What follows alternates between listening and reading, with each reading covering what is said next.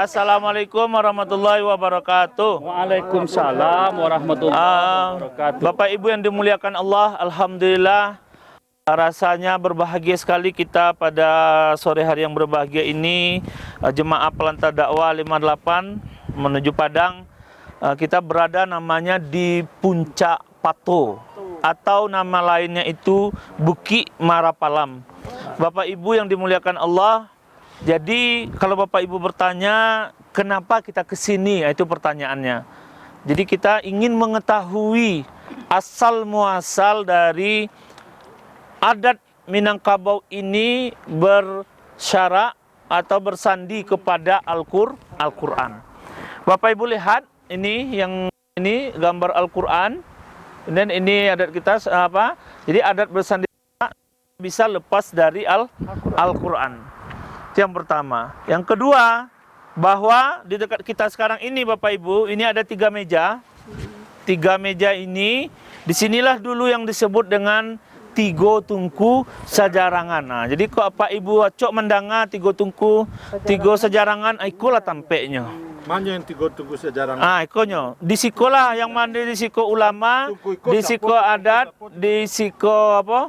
Ya, awak tidak mengetahui pasti karena sejarah ini pun ada yang mengatakan entah terjadi entah tidak gitu. Ada seorang profesor menyatakan seperti itu, tapi disinilah 3 sosok itu berdialog untuk mendamaikan yang konon katanya kaum adat dengan kaum ulama bertikai gitu. Nah, jadi Bapak Ibu yang dimuliakan Allah Subhanahu wa taala, sampai awak di siko kini melihat menjago Tigo Tungku Sajarangko, ada ulamanya, ada orang yang paham dengan adat istiadatnya, dan ada cadiak pandai. Nah, alhamdulillah itu ada di Pelantar Dakwah. Ada ustadznya, ada ulamanya yang paham dengan agama, dan ada datuk awak, dan ada cadiak pandai. Jadi apa Ibu yang dimuliakan Allah, pelajaran-pelajaran dari datuk-datuk awak itu berusaha awak aplikasikan dalam kehidupan awak berorganisasi. Tujuannya di siko adalah memecahkan masalah, karena sacok bana terjadi pertikaian-pertikaian yang dalam suatu riwayat di Sabuian terjadinya perang Padri itu untuk mendamaikan, salah satunya di sini. Nah, kalau awak lihat di siko bangunan itu Pak Ibu yang dimuliakan Allah, Ciek 2, 3, 4, 5 kata, ya dia banyak penafsiran. Bisa sampai niku adalah rukun Islam, rukun Islam yang bermuara kepada agama Islam. Artinya Minangkabau itu adalah Islam, tidak bisa ndak. Kalau adat bersandi Sarah bersandi Kitabullah. Nah, jadi Pak Ibu yang dimuliakan Allah, kesimpulannya apa? Kesimpulannya kalimat adat bersandi Sarah bersandi Kitabullah itu di sekolah tampaknya dibincangkan, dibicarakan, sehingga apa yang awak rasakan pada saat ini mengacu kepada Kitabullah, yaitu Islam. Nah, mudah-mudahan Pak Ibu yang dimuliakan Allah, kita Pelantar Dakwah lah sampai di sini, kita lihat ada Al-Quran menjadi bimbingan, ada adat yang mungkin terus kita ikuti dengan baik, ada hal-hal yang tidak sesuai dengan Islam, biasanya adat terus mengikut, dan kita lihat para ulama kita juga dulu berdialog dengan cadiak pandai, dengan kaum adat, yang kita pun merasakan itu. Sampai saat sekarang, ya tentunya pelajaran kita sampai di sini, berada di puncak tertinggi. Ada juga yang mengartikan Marapalam itu adalah marapek ke alam. Nah, jadi awak seolah-olah kan marapek ke alam. Oh, wallahu alam. Tayu itu artinya tenda, wallahu alam. Tapi kok dia tuh Marapalam, marapek ke alam. Artinya memang alam dulu, alam tak kambang jadi guru. Filosofi awalnya kan itu.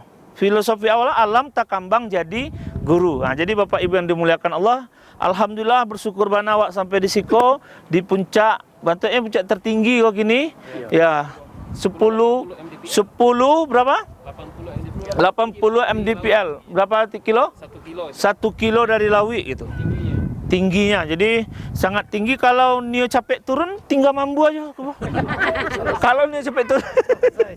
Tapi kalau Nio lama ya putar-putar. Bisa diartikan Pancasila di Bisa Om. Pokoknya di atas 5 Pancasila. Nio dimasukkan ke Gunung Merah pun masuk.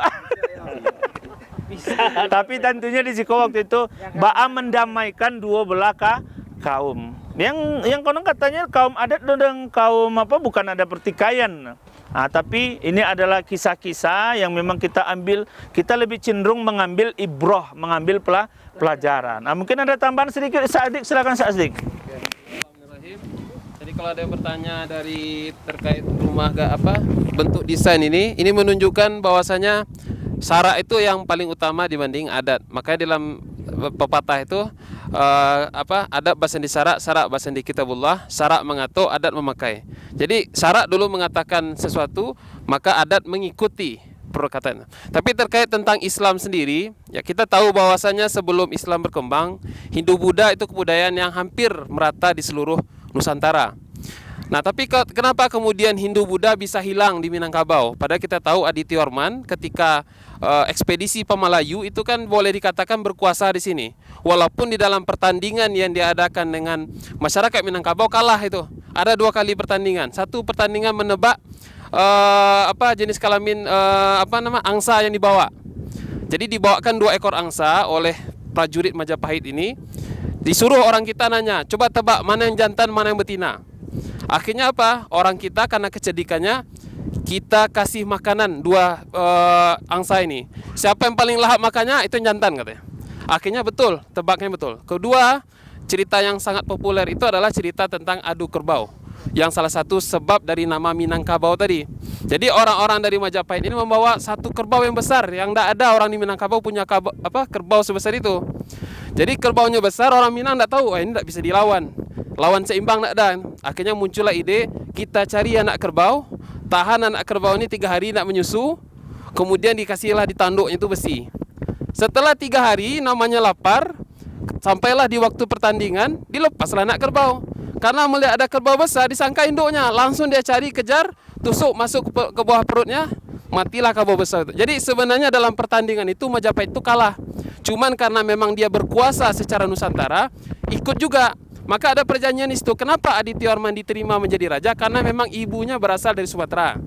Kemudian yang kedua diterima karena memang dilawan pun akan kalah secara prajurit.